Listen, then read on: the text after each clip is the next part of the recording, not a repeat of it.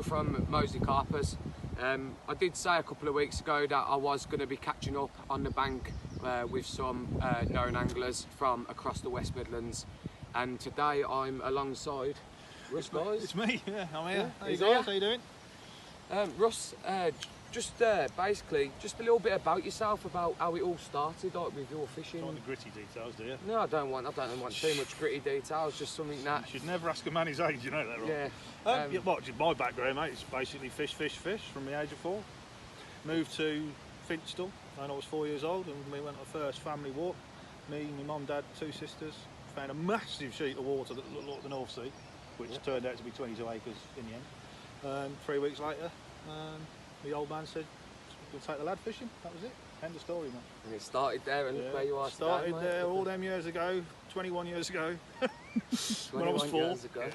No, 43 years into it now, I'm afraid. So I feel old, and I probably look old, but I suppose it stood me in good stead to put a few on the bank over time. You know, you can't do 40 years definitely. at something and still be crap, can you? Well, I'm a supporter of yourself, and my team obviously know who you are. A lot of people do know who you are. Been about, mate. Obviously, you've been about. You've been to a lot of waters as well in the UK and abroad. I'm just lucky, mate. I enjoy everything from this sort of fishing that we're doing here today, which is 3 rods down the edge on a little pit, chasing what I'd class as fairly tough fish, really. Yeah. These are tough for a different reason. You know, they haven't read the books yet. Yeah, They haven't really been caught. That it's a new fishery. Yeah. But I suppose my heart really lives on the bigger pits with boats. Low stocks. Everyone loves the low stock, big pit vibe thing. But you like a challenge then, That's don't what you? I like, yeah. You like a challenge. Yeah, I like the odd ones with names. I Yeah. love my time down at Linear. I can't get away from the fact that I love catching carp. And there's just no way around it, mate. You know, I could wake up one morning and want to go and catch a shed load of 20s and a couple of 30s, and you know, it sounds blasé, but that's what Linear's about. That's what you do. And if I wake up thinking that's what I want to do, that's what I'll do. Yeah, of course. And if I want to go and disappear on so and so lake, 90 acres, 10 fish, for a week, happy you're days. going to do Happy it. days, Yeah, mate. happy days. I do a bit of France, a bit of Germany, Holland, that sort of stuff, but that has to be when it takes me. It has to be. Those are my social sessions. I always go with people there. Yes. I haven't got the wanderlust to go Orient for 3 months chasing a certain fish, because that would be a holiday for me. A week away with friends. Yeah, don't get me wrong. There's got to be some big fish involved. Yeah, definitely. Yeah. Please, but you know, you try your best. You do what you can. It never always works how you want it, but that's what makes you come back. Yeah, there is a question, obviously, that I did want to ask you, Russ, and I waited to, obviously, this day to ask you. So long. I believe, Russ, you chased a fish going by the name of Black Eye, something like that? Yeah. And you did get him in? I was well acquainted with Black Eye, yeah. It's basically, the lake you're talking about is Chad.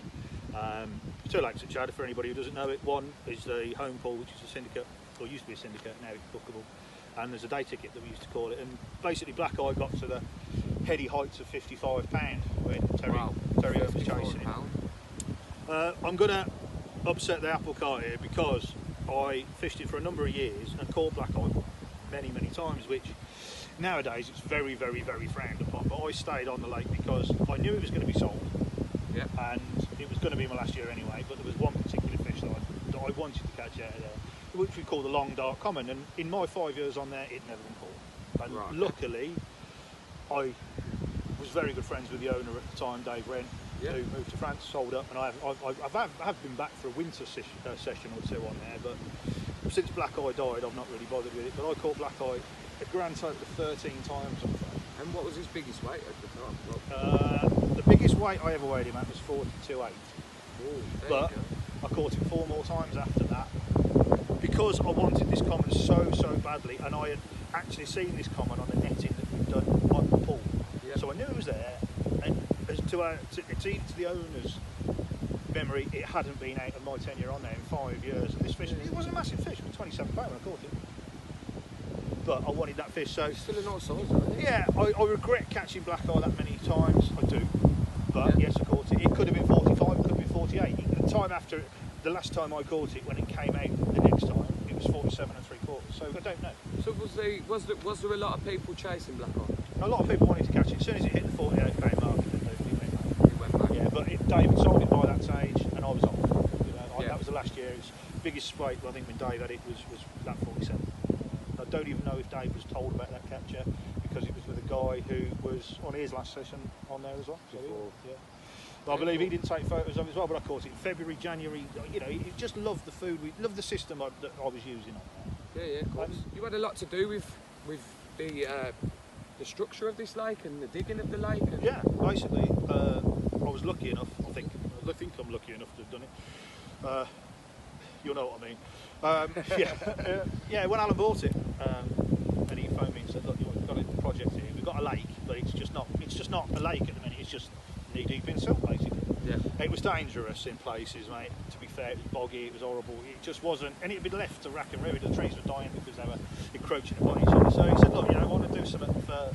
It's a future project, and I thought, to be fair, it was a vanity thing. He wanted to make it really beautiful and have it for the kids and whatever. Yeah, like a more family kind of thing. Than within about a week of talking about what we could do with the place, it was fairly obvious he was going to make it a very exclusive sort of either a hyper syndicate with very few but very big fish, very good strains. Yeah, the best fish that we could have ever wished for. I mean, the VS's that they're known for it, aren't they? Incredible. They're known for the Vivid Simon, you can't. I've got them in my lake, the lake I run, and you just see what they do, and they are incredible fish. There are other brilliant fish farmers out there, but I've never ever strayed away from Vivid Simon's strain, and I don't think I ever will for my lake. I don't think Alan will too much for this. It's nice to have a few different bloodlines, and I know we've got a couple in here that are a year older that we're put in at bigger weights. Yeah. But yeah, it's much of a muchness now. They're all putting on the weight. They're all enjoying the life in here, and they're showing it by the fact that it's a bit tough to stick hook in them because they're not proper carp yet. They haven't read the books. They haven't been caught. They don't respond the way we expect them to do with a certain set of baits and certain rigs. They're just loving life in here. Yeah, of course they are. It'll change. Yeah, it'll change. And because definitely. I was lucky enough to dig it on every inch of this place, and trust me, when you turn up and you think, man, that's small, it is, but yeah. It's going to be Just want to put something out on this video to everyone who's booked on Arrow Meadow Fishery. Take the advice from Alan, or if Russ is around, take the advice. If there's a voice there, take it, because obviously, Russ, you like we've just spoken about, you know every nut and cranny in this place. We know that these fish aren't going to get hammered. Yeah. No one's going to come and do until they become fishers' fish, as in fish that are fished for, and respond to better quality like that. No one's going to do a big hit on it. Come, look at the lake, expect to get a bite and fish for a bite. Alan definitely wants you to catch them, because obviously he wants to monitor the weights. He wants to see them getting caught. He wants to see happy customers, as you'd expect. But don't expect to come here and think it's tiny, I'm going to clear up, because if you do, I'll have a lesson. Yeah. Definitely. It's not easy. It was never created to be an easy fishery to fish. It was always hoped to, I think Alan wanted it to be sort of 50-50. If you put the effort in, you'll get the rewards, but you're not having too many. That's exactly what it is. I mean, look at it now. It's beautiful, absolutely stunning little venue. We've got 3 rods down the edge, and who knows? You could be sat here in 10 minutes with a 30 on your lap. Yeah, you never know. Well, with a mat in front of you, obviously. Well, yeah, with a mat in front of us, and fish care, obviously 100% as. Well, it's all supplied. It's all supplied by the fishery. Brand new mats. Brand new mats. Brand new. Whichwood, I think that is. I think it came from the Carp store. Yeah, from Whichwood. It came from Carp Corner. Carp Corner, Carp Corner. Yeah. Shout out to Nick and Toast, doing their part in Carp Corner. Great tackle shop. Great range of stuff. Lovely place. Great lads. Great lads, yeah, definitely recommend it. I came to Arrow Meadow, and lucky enough, I believe, still to this day, I hold the late record for the carp. I believe you do. I believe, if I remember correctly, it was £30 1 ounce, and it was a mirror, and I got to name a Monty. I've always said, there was a few names actually, Alan will tell you. I don't know if he's told you. No, he hasn't seen No. I don't know if he's told you, but there was a few names, and Alan was like, I think you need to rethink that. Oh, wow. We're over here. We're over here. Like I said, once again, I do thank you in person for taking your time out and sitting here on fishing's fishing, mate. I talk about this. It's basically all I ever really sort of do is talk about is fishing, so it's no hardship on me. I'm sat out in the sun. Camera shoved in me mush again. As usual. Standard, which is good. No, it's lovely. It's just lovely. It's good content. Just chatting carp crap to everybody, really. Yeah, so what it's about. But yeah, if you want to get booked on Arrow Meadow, information, if you email info@arrowmeadowfishery.com, Alan or Lorraine, who are the owners of Arrow Meadow, will reply to your email with all the information that you need to know, the rules of the fishery, and also they will attach a booking reference number, which will then you will be redirected to the main Arrow Meadow fishery website, where you will enter the booking reference that you have been given, and it will bring up, I believe, your calendar dates of what's available for the fishery. November, I think there's still some spaces, which obviously is winter fishing, but they're now taking bookings for 2021, and I believe the first 3 months are pretty much fully booked. They're filling up already. They're I only filling up, spoke to Alan briefly, but they were definitely getting sort of towards. I don't know whether he's going to do the very cold months, because obviously it's a small pit and there's going to be a lot of freezing. Yeah, of course. Well, Alan did mention to me, because when I came on my visit to obviously Arrow Meadow, where we are today, he did say to me, like I said to him, Alan, I keep getting some like funny knocks and stuff. They're not liners, but it's like they take it and then it just stops bleeping. He said, well, what it is, Dan, obviously it's new. The fish, like you're saying, they're not fish for, are they? They don't know they're being fished for. They don't really know what's going on, do they, at this moment in time? No. But Alan said to me that they pick the bait up and they pretty much just sit there, don't they? They're getting, you know, I've had the pleasure of watching them when it was gin clear, you know, before they started stirring the mud up and stuff. Yeah, of course, I've seen some right weird stuff, you know, fish feeding. So you've got 8-inch uplinks on. The fish are feeding like 12 inches, 18 inches away from the bait on the floor, swirling it up and just picking up stuff that's in the air. But I've seen them sort of suck at the baited rig. You think that's it, it's bang on, it's going to happen. It's gone. Yeah. It's 2 inches too far away, and they just turn your lead round, which you get beep beep, and that's it.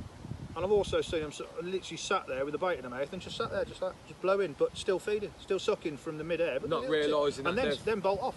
Yeah. A good 5 or 10 seconds with the hook, sat there, and I'm thinking, why ain't that leaving? I've got to hit that, I picked it up. And then you pulled it straight up. Or would you straight in, yeah. It's so, either one or the other, and it's either they'll learn straight fairly quickly, because it is a small lake, and we're talking far too late now to get any bites down the edge. But the bottom line is, it's fishing at the end of the day. Yeah, you know? it is. Well, you it is can't catch fishing. them all. They're not Pokemon, you know. Well, and that's the idea. You're not supposed to catch them all. I came here. My team member Ben Taylor came here.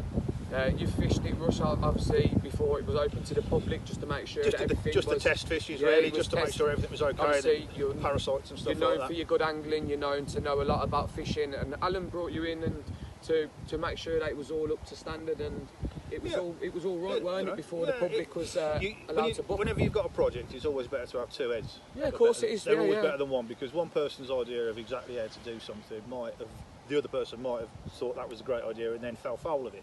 Yeah. So, you know, I learn by my mistakes, so you might as well not make those mistakes again, and it certainly worked on him.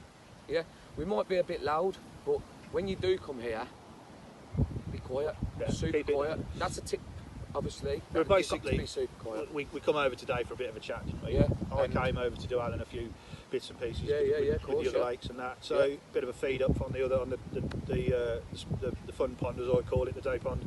Yeah. We just took some rods out because the fish were having it. Unfortunately, the lads that were on before seem to have left a few hours before the fish started to move. I mean, they were. We've seen 4 or 5 fish now, and bubbling activity and tails up and nudging the pads. So, chuck the rods out while we're doing this. Welcome back to Moseley Carpers. You join me for, I believe, it's part 2 of a catch-up chat, pretty much interview with Russ himself, the man himself.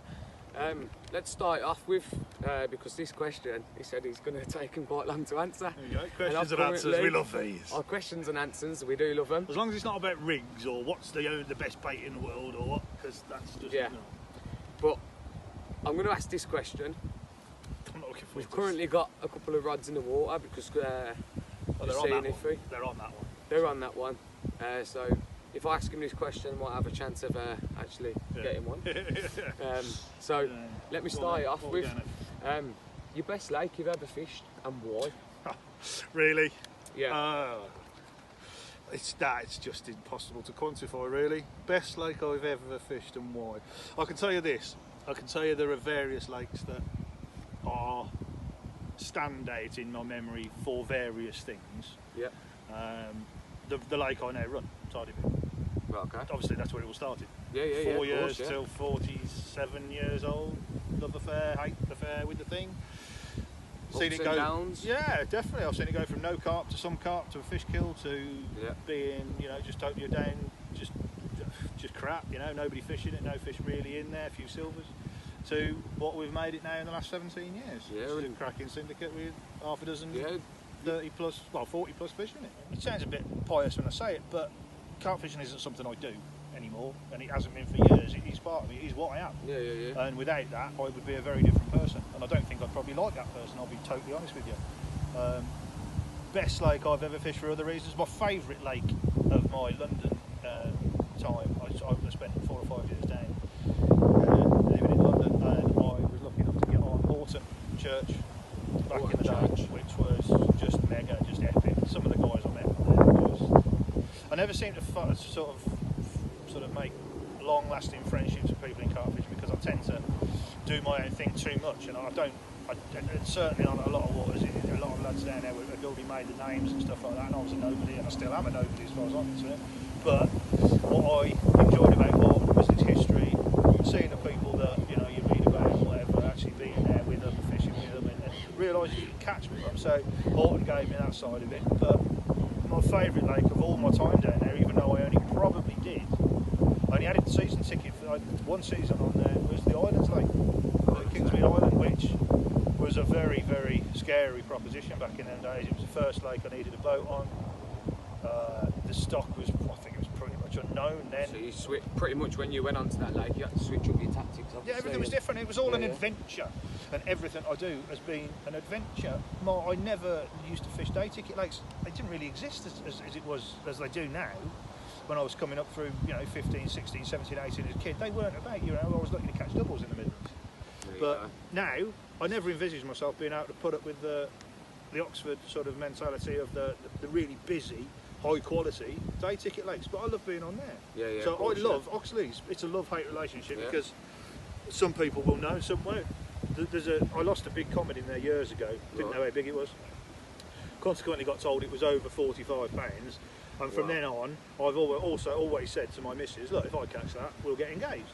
So it's a running joke now. All the years I've fished for it, I mean, I've had over 150 30s out of the place and I still haven't banked that one. So I get all sorts of piss taken out of me for that, which is great because that's a bit of banter. So I've got a love affair with Oxleys because of the banter side of things. You know, then I could quite happily go and sit on one of the big pits next door. Like, I think Linear now run it, it's called the Big S. Love it, mate. You know, I did 4 nights. I spent 21 days and nights walking around the place. I fished 4 nights. You checked it all out. And you just got to find. There's no point fishing in a place like this, right? And reputedly sort of 20 odd fish in 90 something acres. Massive weedy lake, you know, you can't in the middle. So I did the homework and I didn't fish. I was fishing at another lake just up the road and then basically going on my bike across to have a look at it. I spent 21, 22, 23 days, whatever it was.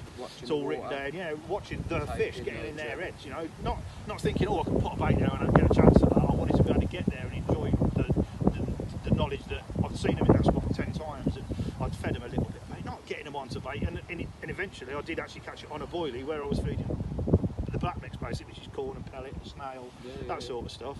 And I caught it on over a bed of snails on a Dave Manning's little 12mm popper. Yeah, shout out Dave Manning. Oh yeah, Dave, if you're listening. Hello, yeah, Dave. So yeah, that's about the quality of your enjoyment. You know, if you slog your guts out for, like say, 20 odd nights, just walking and watching, sleeping on the bank and just watching, waiting for them to bosh out so Don't you can even hear take one. your rods, just take your bivvy and your bed chair. I did 4 nights on there. I caught the first night I was on there and stayed on the last 3 for the social because it was an epic fish for me. That fish, that's probably the best fish I've ever caught. Not nowhere near the biggest. But probably the best fish I've ever caught because I knew I was in its head. And when I set up, I actually made a phone call to my missus and said, I'm going to have one tonight. It's going to happen. 10 o'clock in the morning. If I haven't phoned you by 10 in the morning, then I've got it all wrong. I'm shit. 20 past 9 off at work. And it was just because I knew I'd watched them that much. I was that confident. You almost will them on the hook. Yeah. A mate of mine said years ago, and it was Chemo, right, that said this to me to my face. It's a joke, but it's true. It doesn't matter what you do in carp fishing, it's always better to be lucky than it is to be good. But if you're lucky enough to be a little bit good, and you can be happy doing it, that's it. End of story, mate. So that's probably my favourite fish, but my favourite waters, I've got hundreds of them because they're all favourite for totally different memories. You know? I can remember stalking a massive fish in a corner of a very, very big reservoir. I'd only got a 48-hour pass, but it still stands in my mind because I knew that there was a possible 50-pound fish in this lake, and it turns out I was being an absolute swat. Because when I got in the lake, because I couldn't, at the end I got pissed off with this fish not responding to anything. I got in there and it was a barrel that was stuck on the bottom and it was just doing that. So I stuck for 48 hours, a barrel. But you know what?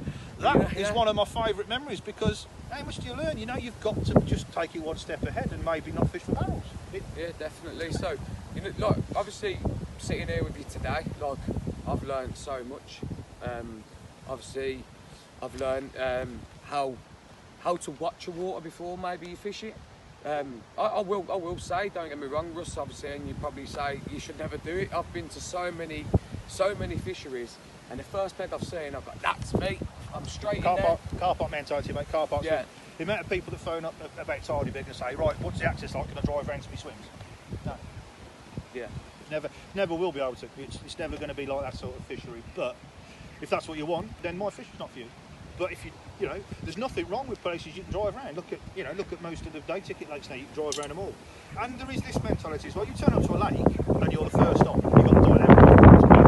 I've got fish. Now pressure's on you because you've got the choice of everywhere. If you do it wrong, people are going to turn up later and smash it up, and you're going to think, and then they go, oh well, you had the choice of all the. So first on, last on mentality is another thing. You get on there, there's 5 swims left out of 50.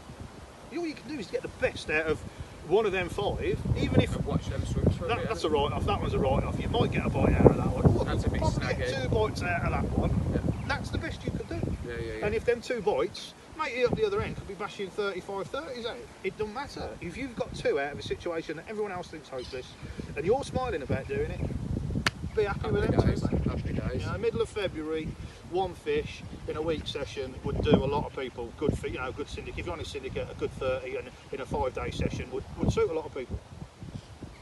I'm happy doing that if that's what is expected, but I want 2. Yeah, definitely. What I'm happy with 1. What would make me smile would be 2. So I always aim for that little bit extra. Sometimes you get it wrong. A lot of the time I get it wrong, for crying out loud. You know, they are fish, and at the end of the day, I think they're, they are probably at times they're the least predictable animals on the planet, and at times they're the most predictable animals on the planet. It just needs those 2 things of you being there when they're vulnerable to come right, and you have good results. And conversely, you being there at the wrong time when they're right off it. There's nothing you can do. Yeah, definitely. You know? Look, so obviously you're going to look at a lake now, Russ. Obviously you fish the lake, you watch you swim, you take your notes. All right, everything down, mate. I'm not a tech. Okay, we're sitting here now today at Arrow Meadow. Yep. Obviously you've not got your notepad with your phone to put your information in or whatever. You're fishing. We have a fish off this part of the lake. On your next visit to this lake, would you go by what you written in your notes and sit back on that peg that you did last time, knowing that you caught? If they were there, yeah. If they were there, yeah. Or would you go and invest another peg? And first thing I do is that, and then that's it. And these, have a walk, just walk round, mate. If you find all the fish in one spot, what's the chances of you setting up on all them fish in one spot? Because it could happen on here. You could get the whole stock in an area. Yeah. You can set up on them, you might get 2 bites. Once you set up, you know you've got to move because they ain't going to stay. Yeah, of course. So the first thing I'd do would be prep. prep. They do, they're fishing, aren't they? Yeah, I'd prep swims the other end because I know I'm going to be on my toes if I bag one out of here, which I should. Yeah. So I'll prep swims, ready to move on. There's a pleasure lake up there, you know. I'd go and I'd have a couple out there. Hopefully, think right, that's that shot. Go and re-prep a few more. Go and have a couple of hours up there. Yeah, that's pretty much like I said. Obviously, as you know, like I've been here myself with obviously my team member Ben Taylor, and pretty much what we done. We baited. We looked at the lake. Obviously, as you know, the size of it, and we spoke about that earlier. We chose that swim, and we pre-baited. Chuck some bait out, and we went up onto the pleasure pool for intervals, pretty much like 2 hours. Then we'd pop back over from there, and we'd watch the water again. So like the first day was pretty much as I wanted to get the rod in the water. It's like my tactics changed. It was I'm comfortable with it. It's like you're comfortable. It's like I look at my fishing gear, and I look at it and I'm like, I'm comfortable because I've caught on it. I've got a £30 under my belt. Do you know what I mean? That's what I'm worried to come off them. But it's like now, you're going to water now, Russ, and you're fishing 12-foot rods. You get there, it's a new water. You haven't really gone to have a look at it. You just turned up last minute or something, and you ain't got a lot to play with. How do you play with it on a 12-foot rod? Because I can tell you now, I do turn up with other clients. I go to their waters that I've never seen before, and at that mark I take 12 foot 3.5 all day long. I've float fished all my life, and I've fished 12, 14 feet rods. I know I can use. So you can do everything. Yeah, I know a 12-foot rod. The ECUs I've got, if it's weedy water, they are ultra powerful. The only thing I would struggle with if I turned up and it's a very small lake like this, and I've got a 12-foot 3.5, you know you're going to just play them very, very gently because you're overgunned. You're well overgunned. That's what I mean. Yeah. In that situation, right here, we've got bankside foliage. On that situation, I tend to play the fish when we're tipping the water because it softens the blow. Yeah. That's it. Lighter clutch softens the blow. That's it. There's no snags in this one really. Yeah. There's no reason you can't use 13 footers on here because if that's all you've got, that's how you fish. That's it. Yeah, of course. You know, it will be a shock to hook a good carp in the near margins on the ECU rods, but if that's what you have to do, that's what you have to do. Definitely. It's like now. Obviously, my team members, majority of them, apart from I think Laura, she fishes 10-foot rods, but the rest of them they all fish 12-foot rods, and I've casted their rods out, and I've say just like a little place like this, or if you're on a bigger water, and I don't know, everything just seems heavier. Everything will feel very slack to start with because of the timings. I mean, to get a 12-foot rod over in the same arc as yours, it will feel very, very strange. It will take you a good 3 or 4 hours. You need someone like Terry Edmonds would sort you out within 2 hours. Right, okay. He would have you hitting your potential, not the horizon, because let's face it, you're not after the horizon to start with. But Terry, or Mike Dagnall, or Hutchinson, or any of the the big casters, they'll sort you out one lesson, job done, mate. Yeah. You'll come away with that, with the knowledge of how to cast and how it should be done. Yeah. Knowing what you're doing wrong, and more so, you'll come away knowing what rod. Yeah, what rod's going to take off. Right, you'll know what kind of action and rod suits your enjoyment in fishing. You might just. You're a fairly chunky chap up top. You might just turn up and go, right, TX4, real stiff, bosh, bang, that's the one for me. You might turn up and go, right, TX9, the Ultras, they're a load of dough, but they're so much lighter, they're better action on them. You might end up with a real slow action because that's what you want to enjoy. But there are people out there that can help, and like I say, Terry's definitely one of the best. I suppose we all get it though, Russ. Like, it's obviously there's something obviously that you're not comfortable with. Like you probably looked at something and I don't know, like. All this years on and stuff like that. Yeah, you've looked at something and you're like, oh, I'm not comfortable with that, so I'm not going to get it. Yeah. Do you know what I mean? And that's just the grass. Yeah, interfered with grass, I'm afraid. Yeah, interfered with. A lot of interfering going. Like, I don't know, like I said, I've been on the bank with my team members, most of them are on 12-foot rods, and they've been letting me use their rods, which I appreciate. Well, as soon as you had your stuff nicked, you ain't got a lot of choice, have you? I ain't got a lot of choice though, but it's not fishing gears. It's dreadful. Like when fishing gear gets robbed, it's really bad. It's not the best, is it? Like your life's been taken away from you, really. It's always the trade, mate. It's always the trade. It's crazy. My 13 footers last year, they were like the extension of my arms. I never went anywhere with it where I wasn't using the one set of rods, one set of reels. 10 footers didn't come out of the bag until I went boat work in Holland. So I didn't use the 10 footers much last year. I used them on here, but over in Holland, and the 12 footers haven't seen the light of day since the BCAC finals, where it was mega weedy and we were dragging them, like basically leaving the leads on them, and leaving the weed over the end. Just pulling them through like that because it was a long way, and they came in like that, and those rods were the ones for that, but they haven't seen the light of day since that day, and that was 2 years ago. And I bet what would it be like if you pulled them out and used them? Do you think it'd be weird? It'd take me about 20 minutes, mate. 20 So minutes and back you're at used it. to it, Yeah, like, you it's just, I don't you know, just slip just- back into it, mate. You've never done it. You've never done it, so it's a massive step up for you. Which is why I'd suggest you take the steps with someone who knows what they're doing, like say Terry or Mike or whatever, whoever's doing the tutorials at the time. No, I will check them out. Like, obviously, It's definitely worth the money for it, and the confidence you'll walk away with will be immeasurable.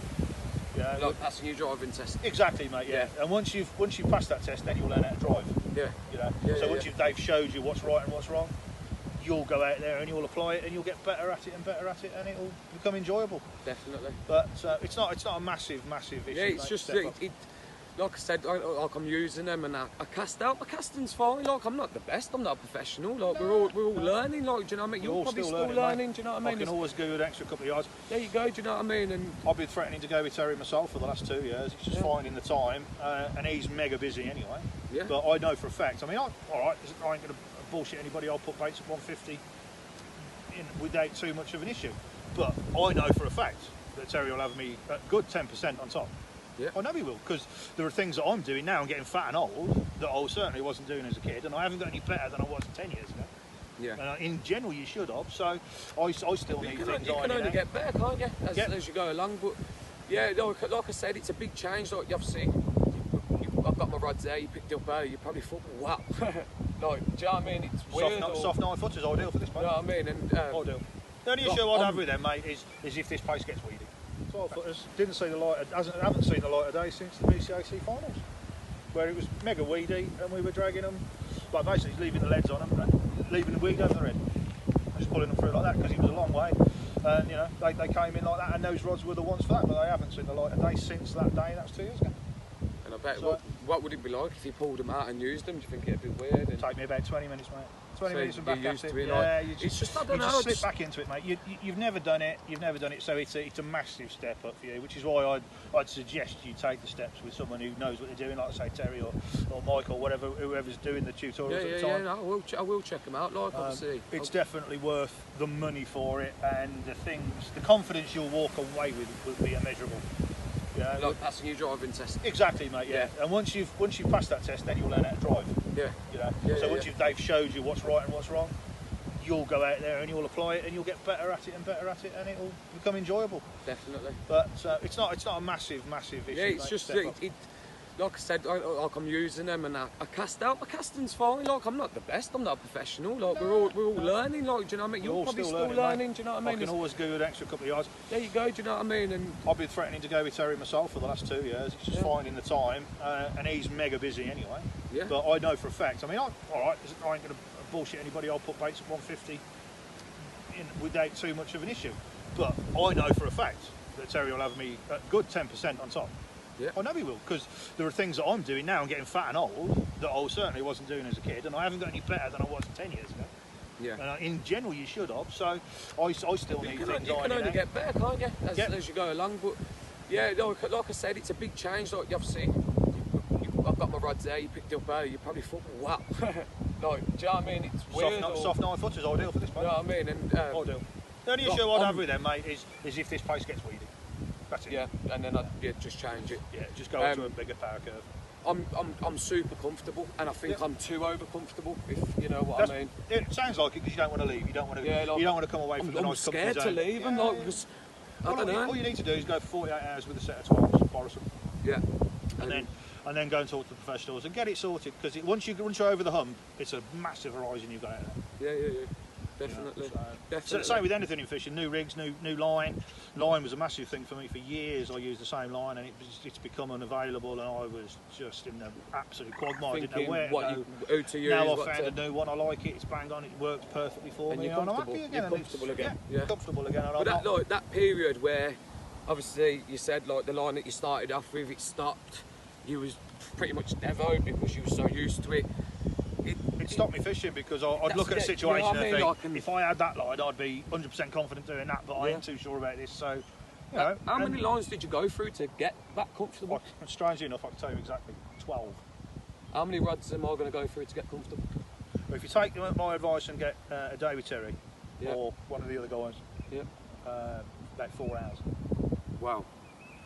because you will know by the end of it what will suit you and what you want from your fishing. Yeah. You know? It's just getting past that. It's breaking out of something. It's not breaking out of using my 9-footers that I'm so comfortable on. Like I said, it's a leap of faith, mate. You've got it to is a take big it. leap. You've got to take It worries me that I'm going to start blanking. That I'm going to start doing that. You will use it as an excuse to start with because you're not sure of your product. You're not sure it's my 12 foot. Well, you get it all out of the way first. You land your first fish on it. You'll never think anything about it again, and it'll all fall into place. If you can turn up on a lake and the last thing you have to worry about is what t-shirt I'm going to wear to take the photos of my fish, then you've cracked it. I'd turn up and I know all my kit's right. I can have any bait in manufacture. It's no problem. I can buy it if I have to. Yeah, that's exactly you know like me now. I can have anything I want. If you can have anything you want in the tackle industry, which say I could have any tackle I wanted at all, rods, reels, bivvies, beds, whatever. Then next time you see me fishing with a situation with all my kit, look at what I'm using because that's what I'm using. Yeah. Whether I paid for it or whether it's been given to me as a sponsorship deal or as a consultancy deal. I use what I like. I've got all ECU rods, all ECU alarms. I've got rad carbon, which is now not made. But you know what? I have got loads of Pro Logic gear because I like the design on some of the stuff I get to help out with some of the bits and pieces. I've got Corda kit, which is a revelation for most people because everyone thinks for some reason I should hate Corda. I don't know why. I think I mentioned it as a joke once that, you know, like everyone does, it's Corda, it's a bit of a joke. It's not. I told you earlier. My 2 rigs, and I'm sorry, I only use 2 rigs-ish, give or take, for 90% of me fishing. Some of the components on them are Corda, which shocks people. It's not. I don't take it off a spool and put it onto a blank spool. I just put it in my box, and if anybody sees it's Corda, nobody's brave enough to sort of say, I thought you didn't know you hate your Corda. And I don't hate Corda. You don't hate anything. If it fucking works, I'm using it. Yeah, good, definitely. You know, if I'm spending my hard-earned on it or a day ticket, I ain't going to turn up with a day ticket and have to fish a load of crap just to look good. Yeah. Stuff I don't like just to look good. Because I couldn't give a toss if I look good or not. What I'm concerned about is how long's this fish been out of the water and look at the size of it. That's it. That's it, mate. Fish care, innit? It's 100%. That's what it is. That's fishing what, for that. Fishing for the happiness and enjoying it. And I know all my kit's exactly what I'd buy. My bait, I can have anyone out there. So I'm using Dave's. I'm using Dave's Marine products. Blatant plug, hands down. If I wanted to buy the bait, I'd buy it. That's it. Simple as that. Carbon particles. Yeah. I've had 5 years not using particles just because the lakes I was fishing didn't suit. Luckily enough, Carbon approached me and said, I see you're using particles again. Have a look at this price list. Bang on. Bought the first load and it come. That's it. Happy days. Yeah. So it's all. I use exactly what I think I'm happy with and what I know will do the job. But I won't not enter a situation because I'm scared of it anymore. If I think shit, I'm boating stuff out again. I know I've got a 10 foot for the boat. It sounds strange, 150 yards on a boat on a big pit with 10 foots. But it goes beat. You're in the boat and you're winding out to it. You don't want a 13 footer off the boat. It's too long. I've kitted myself out to sit in any situation that I could hit. All right, some people can outcast me. Some people are better at this and better at that, and better. Loads of people are better at lots of things. Yeah, of course, definitely. I don't care. They're not catching my fish. Yeah, you're catching your fish. I'm catching my fish. Yeah, of course, definitely. And I've got a phone here full of carp. Yeah. They go from about £12 up to 50 some, I don't know. But you love every last catch. But they're all still on my phone. Yeah, of course. Because that means something. It's a memory, isn't it? Yeah. It's a memory of that place at that time. And I enjoyed it. What rod you use, what end tackle you use, so on and so on. Yeah, obviously we're going to get this interview pretty much to a close. We're wrapped up. But before we do that, is there any shout outs that you want to give? Why no, just the only thing I'd like to say is just if anybody sees me out on the bank, don't be afraid to approach me. I'm not an ogre. I'll chat to anybody, but you will have to bring your own supply of tea and coffee because I'm sick of getting absolutely raped. Generally by bailiffs, by the way. Roper. Have a tea? No, you can't have a tea. But no, it's, just get out there, guys. Just enjoy it. Shout outs really goes down to my dad for starting all this, and I've got the lake, and I'll have the lake till for the rest of my life now because of him. And for giving me this. Bottom line, isn't it? Yeah. I'm only here because he made me. Yeah. Well, him made me, Well, anyway, Russ, obviously, we wish you all the best. And you, to keep yourself healthy and fit. Well, I've got to get fit first, mate, because I'm in a bad way at the minute. We do wish you a speedy recovery from obviously the team at Moseley Carpers. Yeah. Appreciate it. As Thank soon as I'm you. well, you'll all know because I'll be out there Yeah, blanking my arse off. definitely. Hopefully one day I can join you on the bank and learn some man. stuff. Yeah, well, no, from that's you. going to happen. I'll come on your next Yeah. social, you know. Yeah. Well, we'll see. We'll get something sorted and Yeah, that's it. and yeah, happy days. Let's go fishing. Cool. Let's go fishing. So Let's get this done. see you later, guys. Thank you for watching. Get following the Moseley Carpers on Facebook and Instagram. Also head over to TikTok at the Moseley Carpers. We're now on there doing our funny little dances and whatever. So yeah, thanks for your time. Thank you, Russ, once again. It's 2020. The pandemic's pretty much over. Let's get fishing. Thank you very much. See you Bye. guys.